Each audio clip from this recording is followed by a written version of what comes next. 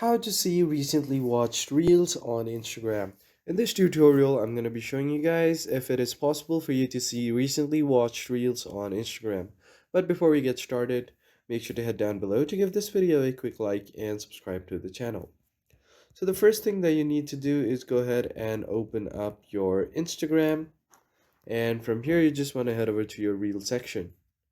So once you go to your reel and like any reel, you should be able to find it later, but if you have not liked any reel, then unfortunately there is no way to find that again.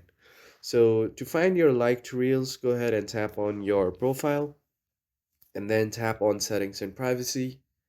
Once you get here, go ahead and tap on your activity.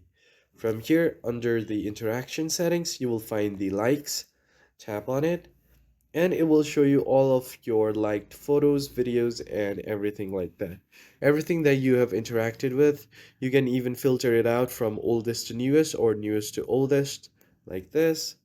And once you do that, you can particularly set dates, and then under your content type, you can do posts, reels, and threads as well.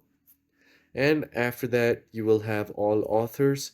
So you can just filter out the authors like that. I hope you found this helpful. I'll see you guys on the next